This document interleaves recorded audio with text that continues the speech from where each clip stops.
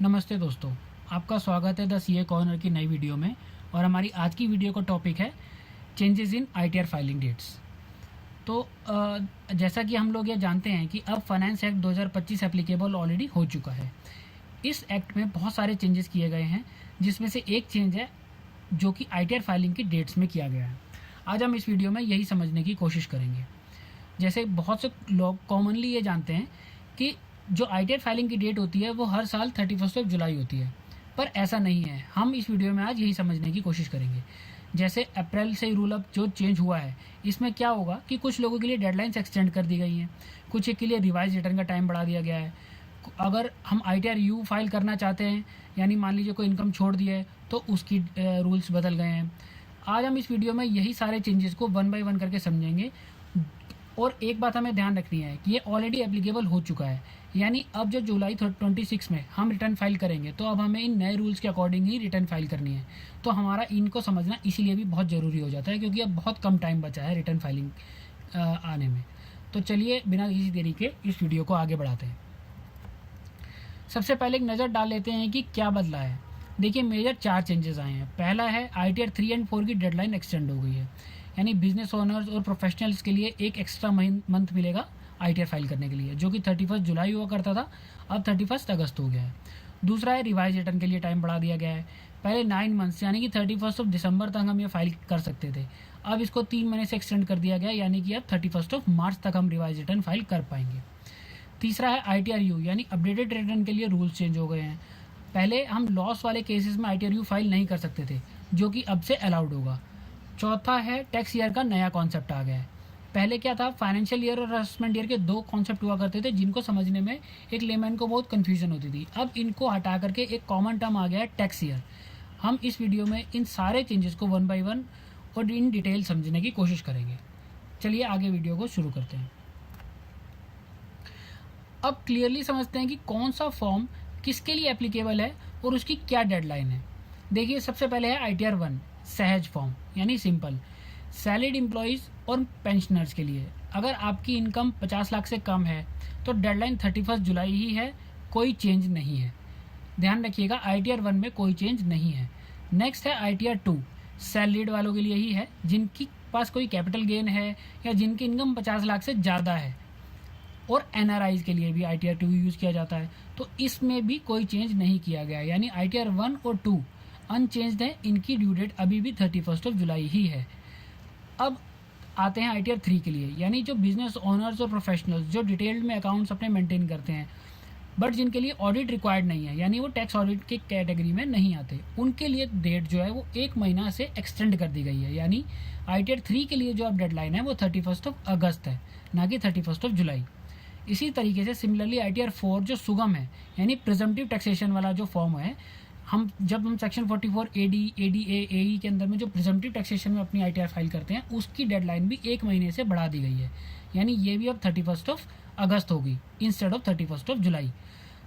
और बाकी जो आईटीआर के फॉर्म्स बचे, आईटीआर 5, 6, 7, यानी कि जो कि एप्लीकेबल होते हैं कंपनी, फर्म, ट्रस्ट वगैरह के लिए, इनकी डेट अभी भी 31 अक्टूबर है, इसमें भी कोई चेंज नहीं किया गया है। और साथ ही साथ बिलेटेड रिटर्न का जो हमारा एक फॉर्म मतलब हम फाइल किया करते थे बिलेटेड रिटर्न, वो अभी भी 31 अक्टूबर ही है, उस पर भी कोई चेंज नहीं है। तो अगर हम इसको इन शॉर्ट अगर समझना चाहें तो हम बस सिंपल टर्म्स में यह कह सकते हैं कि जो बिजनेस क्लास और प्रोफेशनल्स हैं, यानी आईटीआर 3 और 4 जिन पर एप्लीकेबल है, सिर्फ उनके लिए ड्यू डेट्स चेंज हुई हैं, बाकी सब के लिए डेट्स इंटैक्ट वही की वही हैं, सेम। आईटीआर 3 और 4 के लिए डेट 31 अगस्त मानी जाएगी। आगे चलते हैं। चलिए अब एक कॉमन कन्फ्यूजन को दूर करते हैं। देखिए, मुझे कौन सा आईटीआर फॉर्म फाइल करना चाहिए, यह लोगों को तय करने में बहुत कन्फ्यूजन होती है।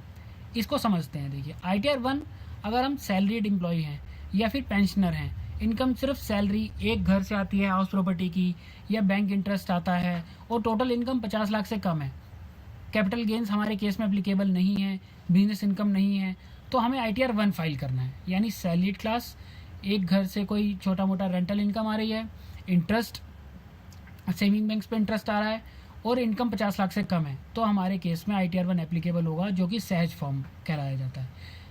नेक्स्ट है आईटीआर 2, हम सैलरीड हैं, कैपिटल गेंस भी है, शेयर्स वगैरह, प्रॉपर्टी शेयर्स में डील करते हैं आजकल, जो कि बहुत कॉमन होता जा रहा है कैपिटल मार्केट्स में डीलिंग करना। लोग बहुत ईजिली इसमें अपना डील करते हैं और कई लोगों को यह पता नहीं रहता कि हमको अब इस केस में कौन सा फॉर्म फाइल करना है। तो ये ITR 2 उनके लिए है। प्रॉपर्टी से अगर हमारी कोई सेल या परचेज़ की ट्रांजेक्शन हुई है और हमारी इनकम 50 लाख से ज़्यादा बन रही है तो हमें ITR 2 फाइल करना है। हाँ, NRIs के लिए भी ITR 2 ही फाइल किया जाता है, यह ध्यान रखना है। तो ITR 1 और ITR 2 हमने समझ लिया। चलते हैं ITR 3 के लिए। अगर हम कोई बिजनेस ओनर हैं या प्रोफेशन करते हैं, डिटेल्ड में अपने अकाउंट्स मेंटेन करते हैं, बट हमारे केस में ऑडिट एप्लीकेबल नहीं है, यानी टैक्स ऑडिट। यहाँ पर ऑडिट की बात कोई कंपनीज एक्ट वाले ऑडिट की नहीं की जा रही, यहाँ पर इनकम टैक्स के पर्सपेक्टिव से टैक्स ऑडिट की बात की जा रही है। अगर वो एप्लीकेबल नहीं है तो ITR 3 आपके केस में फाइल किया जाएगा, जो कि डेडलाइन अब एक्सटेंड करके 31 अगस्त कर दी गई है, जो कि हम ऑलरेडी समझ चुके हैं। ITR 4 नेक्स्ट है सुगम। यह होता है प्रिजम्पटिव टैक्सेशन के लिए, यानी 44 AD, ADA और AE। इन सब केसेस में यह जो है इनकम आपकी, अगर हम ITR 4 सुगम हम फाइल करते हैं और हमारी इनकम जो 50 लाख से कम है, एक सिंपल रूल हमें याद रखना है कि सैलरीड है ITR 1 या 2 जाएगा, छोटा बिजनेस या प्रोफेशन है तो ITR 4 जाएगा, और अगर हम डिटेल में अपने अकाउंट्स मेंटेन करते हैं तो ITR 3 फाइल होगा। इस चीज़ को ध्यान रखना है और सही ITR फाइल का सिलेक्शन करना है, अदरवाइज हमारी रिटर्न को निगलेक्ट कर दिया जाता है और उसको मतलब यह माना जाता है कि हमने रिटर्न फाइल ही नहीं करी। चलिए आगे चलते हैं। अब एक बहुत इंपॉर्टेंट चेंज हुआ है रिवाइज्ड रिटर्न का। देखिए यह क्या है समझते हैं। पहले ये होता था कि हमने ITR फाइल की, बाद में मान लीजिए हमें पता चला कि कोई गलती रह गई है या कोई इनकम छूट गई है कंसिडर करना, या कोई फिगर गलत पंच हो गई है, तो हम रिवाइज रिटर्न फाइल कर लिया करते थे। पहले क्या था, रिवाइज रिटर्न फाइल करने की जो डेडलाइन होती थी वो होती थी 31 दिसंबर, यानी 9 महीने मिलते थे गलती ठीक करने के लिए सिर्फ। अब क्या चेंज हुआ है, इसकी डेडलाइन बढ़ा करके 31 मार्च कर दी गई है, यानी कि पूरे 12 महीने मिलेंगे। यानी हम अपनी पहली रिटर्न और रिवाइज रिटर्न देखिए हम तभी फाइल कर सकते हैं जब हमने पहली रिटर्न, यानी जो ओरिजिनल रिटर्न है वो हमने within due date file की हो। ड्यू डेट्स हम ऑलरेडी डिस्कस कर चुके हैं। अगर हमने अपनी जो ओरिजिनल रिटर्न है वो टाइम पर फाइल नहीं की तो हम अपनी रिटर्न को रिवाइज नहीं कर पाएंगे, यह हमें जान लेना चाहिए। तो हमारे केस में अगर मान लीजिए किसी ने अपनी ओरिजिनल रिटर्न टाइमली फाइल कर दी और उसमें कुछ मिस्टेक या कुछ गलती उससे रह गई है और वो हमारी नॉलेज में आ गई, तो हम चाहें तो 31 मार्च तक उसका करेक्शन रिवाइज रिटर्न के थ्रू कर सकते हैं। हाँ, हमें एक चीज़ और ध्यान रखनी पड़ेगी कि जैसे जब हम रिवाइज रिटर्न फाइल करने जाएंगे तो विद इन 9 मंथ्स के बाद, यानी कि अगर मान लीजिए कि हम 9 मंथ्स के बाद अगर हम इसको फाइल करते हैं तो इनकम 5 लाख से कम है तो 1000 रुपये की पेनल्टी लगेगी, और इनकम 5 लाख से ज़्यादा है तो 5000 की पेनल्टी लगेगी। मतलब पेनल्टी लगेगी, ये हमें मान के चलना है। ऐसा नहीं है कि हम विदाउट पेनल्टी इसको फाइल कर पाएंगे। दिसंबर तक हम ये रिवाइज रिटर्न फ्री में फाइल कर सकते हैं, यानी कि विदाउट एनी पेनल्टी। बट जैसे ही दिसंबर के बाद, यानी उन 3 एक्सटेंडेड मंथ्स में फाइल करने जाएंगे तो हमारे 2 स्लैब हो गए पेनल्टी के। अगर हमारी इनकम 5 लाख से कम है तो 1000 रुपये पेनल्टी देनी पड़ेगी, और अगर इनकम 5 लाख से ज़्यादा है तो 5000 की पेनल्टी देनी पड़ेगी, और ये अनअवॉइडेबल है, ये हमें पे करनी ही पड़ेगी विदाउट एनी मतलब इसके लिए हमारे को कोई एक्सक्यूज़ नहीं दिया जाएगा। तो हमें ये पेनल्टी फाइल करके पे करके ही रिटर्न फाइल कर पाएंगे। चलिए आगे चलते हैं। अब एक और इम्पॉर्टेंट टॉपिक है, वो है बिलेटेड रिटर्न का। देखिए अगर आप कोई ओरिजिनल रिटर्न मान लीजिए डेडलाइन मिस कर गए, जैसे जो हमने अभी पहली स्लाइड्स में डिस्कस किया, मान लीजिए 31 जुलाई या 31 अगस्त, मान लीजिए हमने उसको मिस कर दिया, तो हम जो अपनी रिटर्न फाइल करते हैं उसे हम बिलेटेड रिटर्न कहते हैं, यानी कि लेट रिटर्न। अब इसकी डेडलाइन नहीं बढ़ी है, यह अभी भी 31 दिसंबर ही है। यानी हमारे केस में कोई भी फॉर्म एप्लीकेबल हो, ITR 1, 2, 3 से लेकर के 7 तक, अगर हमने टाइमली फाइल नहीं किया तो लेट टू लेट हम अपनी बिलेटेड रिटर्न जो है वो सिर्फ 31 दिसंबर तक फाइल कर पाएंगे, उसके बाद हम नहीं कर पाएंगे। और अगर मान लीजिए कि हाँ, बट एक और चीज़ इसमें ध्यान रखनी है, क्या पेनल्टी लगेगी इस केस में? बिल्कुल लगेगी। लेट फीस रुपीज़ 5000 रुपये की लगेगी, वही सेम रूल। अगर 5 लाख से कम है तो 1000 रुपये लगेगी, और इंटरेस्ट भी 234A का देना पड़ेगा, और अगर 5 लाख से ज़्यादा है तो 5000 रुपये लगेगी। वो लेट फाइलिंग के केस में यह पेनल्टी बिल्कुल आपकी जो ड्यू डेट मतलब क्रॉस होते ही एप्लीकेबल हो जाएगी। यानी इसको दोबारा से समझने की कोशिश करते हैं। देखिए हमने अपनी ड्यू डेट मिस कर दी जो कि 31 जुलाई या 31 अगस्त है, तो हमारी रिटर्न बिलेटेड रिटर्न काउंट की जाएगी।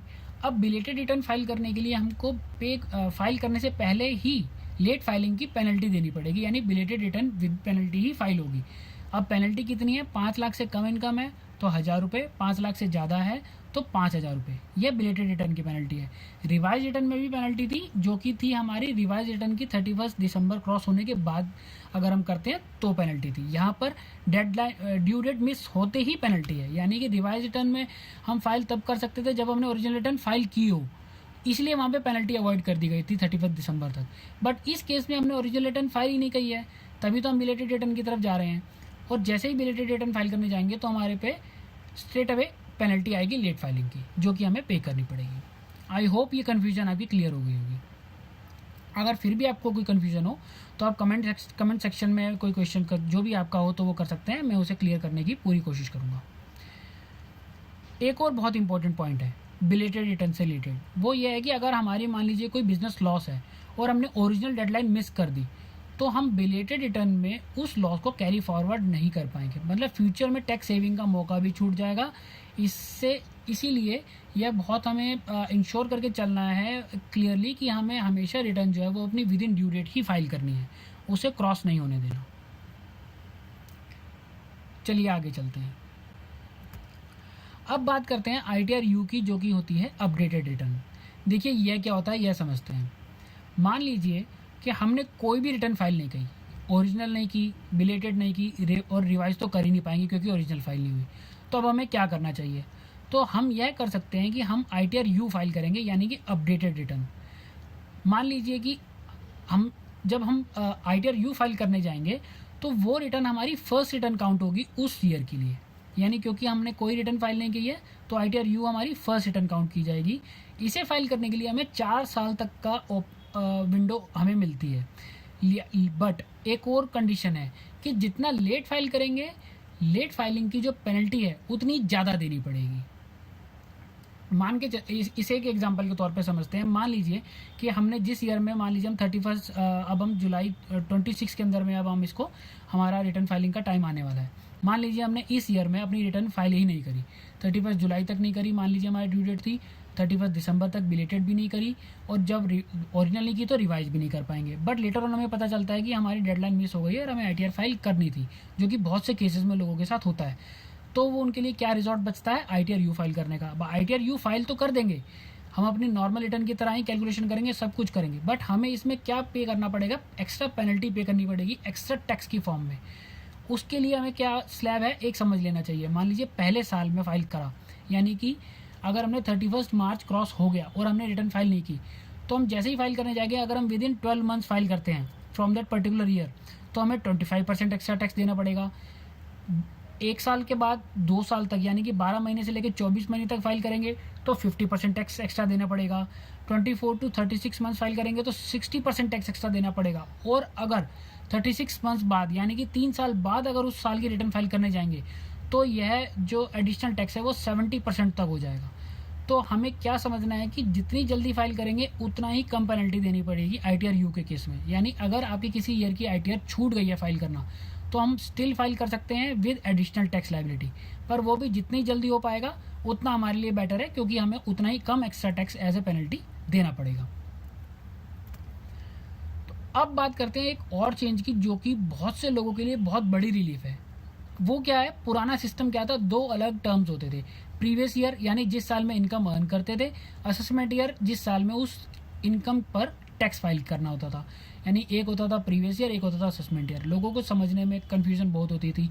कई बार केसेस में मैंने अपने क्लाइंट्स के क्या देखा है कि उनको जब टैक्स पेमेंट करनी होती थी तो वो कई बार गलत ईयर डाल दिया करते थे, यानी असेसमेंट ईयर की जगह फाइनेंशियल ईयर ले लिया, फाइनेंशियल ईयर की जगह कोई और पीरियड डाल दिया, जिसकी वजह से चालान मिसमैच हो जाता था और उसका क्रेडिट भी नहीं मिलता था, वो अलग कन्फ्यूजन बन जाती थी। अब क्या चेंज हो गया है? देखिए, न्यू इनकम टैक्स एक्ट 2025 में एक टर्म आ गया है टैक्स ईयर, यानी जिस साल कमाना है उसी साल का उस ईयर को कहेंगे टैक्स ईयर। यानी अब जुलाई 2026 में टैक्स ईयर 25-26 के लिए रिटर्न फाइल होगी। मैं फिर से रिपीट करता हूं, टैक्स ईयर वो साल माना जाएगा जिस साल में आप इनकम अर्न कर रहे हैं, और उस साल के लिए रिटर्न नेक्स्ट ईयर फाइल होगी। यानी टैक्स ईयर में हम इनकम कमा रहे हैं और उसकी ITR का फाइल होगी नेक्स्ट ईयर ड्यू डेट्स के अकॉर्डिंगली, जो हम डिस्कस कर चुके हैं। तो अब हमें बस एक ही टर्म याद रखना है, tax year. Previous year, assessment year, ये सब अब एबॉलिश हो गया, हमें उनको अब याद रखने की जरूरत नहीं है। सिर्फ एक टर्म ध्यान रखिए, टैक्स ईयर, कि किस ईयर में इनकम अर्न कर रहे हैं, उस साल की ITR फाइल होनी है। ड्यू डेट्स हम ऑलरेडी डिस्कस कर चुके हैं। एक इंपॉर्टेंट बात और याद रखिए कि फाइनेंशियल ईयर 25-26 की इनकम के लिए जुलाई 2026 में फाइलिंग होगी। यानी ये मैं दोबारा रिपीट कर रहा हूँ कि टैक्स ईयर 25-26 के लिए जो हमने इनकम अर्न की है मार्च 26 तक, उसकी ITR अब जुलाई में या अगस्त में, जो भी हम डेट डिस्कस कर चुके हैं, उसमें फाइल होगी। वो अभी भी पुराने सिस्टम के हिसाब से ही है। Tax year concept financial year को चेंज करके दे दिया गया है। मैं फिर से रिपीट करता हूँ, टैक्स ईयर जो टर्म दिया गया है वो फाइनेंशियल ईयर के लिए दिया गया है। यानी जो फाइलिंग का ईयर बना है, उसको कोई भी टर्म अब अगर हम ना बोलें तो उसके लिए वो भी चल जाएगा, बट टैक्स ईयर वह है जिस ईयर में हम इनकम अर्न करते हैं। आई होप ये आपको क्लियर हो गया होगा। अदरवाइज अगर आप कमेंट सेक्शन में अपने क्वेरीज कर सकते हैं, मैं उनको क्लियर करने के लिए पूरी कोशिश करूँगा। अब मैं आपको बेसिकली वो वाली चीज़ें बताता हूँ जो कि हमें करनी है। देखिए, ITR सीजन के लिए अब हमें क्या करना चाहिए। पहला, अपना ITR फॉर्म चेक करिए, आप पे कौन सा फॉर्म एप्लीकेबल है। सैलरीड है, ITR 1 या 2 कौन सा एप्लीकेबल होने वाला है। बिजनेस या प्रोफेशनल हैं तो ITR 3 और 4 इसमें से कौन सा एप्लीकेबल होगा। गलत फॉर्म भरा तो फिर रिटर्न डिफेक्टिव मान ली जाएगी और ऐसा समझा जाएगा कि आपने रिटर्न फाइल ही नहीं करी, और हमें नोटिस भी आ सकता है। दूसरा ये है कि, और ये अर्जेंट भी है कि डेडलाइन हमेशा याद रखनी है। अब ITR 1 और 2 के लिए 31 जुलाई, ITR 3 एंड 4 के लिए 31 अगस्त। कैलेंडर ईयर में मार्क कर लो अभी से। तीसरा है, डॉक्यूमेंट्स कलेक्ट करने हैं। फॉर्म 16 जो हम पहले ही दूसरी वीडियो में डिस्कस कर चुके हैं, उसका नाम फॉर्म 130 हो गया है, जो कि आपको आपका एम्प्लॉयर देगा। AIS annual information statement check करनी है। Bank statements, capital gain statements, ये सब आपको अरेंज कर लेनी चाहिए। नेक्स्ट है, और ये भी बहुत अर्जेंट है, कि टैक्स रेजीम का सिलेक्शन करना है। ये हम ऑलरेडी दूसरी वीडियो में डिस्कस कर चुके हैं कि हमें अपनी HR को विद इन अप्रैल ही बताना है, जो कि स्कीम के अकॉर्डिंगली हमारा through out year tax deduction आगे सैलरी पे चलेगा। ओल्ड रिजीम या न्यू रिजीम हमें क्या लेना है, हमें कंफर्म करना है। पूरे साल के टैक्स की डिसीजन इसी पे डिपेंड करेगा। पांचवा है, मान लीजिए ITR केयरफुली फाइल करनी है, पहली बार में ही सही करनी है, ताकि हमें कोई रिवाइज रिटर्न वगैरह के झंझट में पड़ना ही ना पड़े। वेरीफाई करिए, और वेरीफाई करना बहुत ज़रूरी है। सिर्फ सबमिट करके नहीं छोड़ना है, वेरीफाई जरूर करना है, तभी सबमिशन माना जाएगा। AIS से मैच करना ज़रूरी है, उसके बाद फाइलिंग करनी है। नेक्स्ट है, अगर कोई गलती मिल गई तो कोशिश करिए दिसंबर के अंदर अंदर उसको रिवाइज कर ले, तो वो फ्री में रिवाइज हो जाएगी। अदरवाइज दिसंबर के बाद हमको लेट फाइल मतलब रिवाइज रिटर्न की भी पेनल्टी देनी पड़ेगी, 1000 या 5000 इनकम के अकॉर्डिंगली। तो दोस्तों, ये थे वो ITR फाइलिंग के लिए नए रूल्स, जो कि मैंने यहाँ पर इस वीडियो में आपको एक्सप्लेन करने की कोशिश किया। आई होप मैं आपकी एक कन्फ्यूजन को दूर कर पाया हूँगा। अगर मान लीजिए आपको फिर भी कोई कन्फ्यूजन रहती है इस वीडियो में किसी भी टर्म से रिलेटेड, तो आप मुझे कमेंट सेक्शन में अपनी कोई क्वेरी हो, कोई सजेशन हो, तो वो ज़रूर कर सकते हैं, जिसका मैं आपको पूरी कोशिश करूँगा मैं आपको वहाँ पर उस चीज़ के लिए क्लैरिटी देने की, ताकि आपके आगे से जो रिटर्न फाइलिंग का जो भी आपका टाइम आने वाला है उसमें आपको कोई कन्फ्यूजन ना रहे। आई होप ये वीडियो आपको पसंद आई होगी।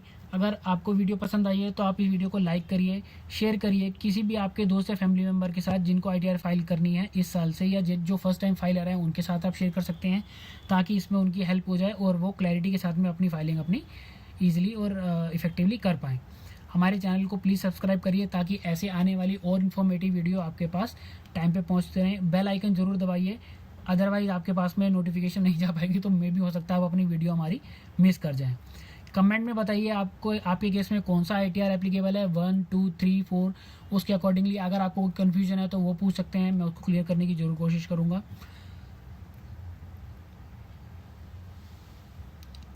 चलिए ठीक है। आई thank you so much for watching.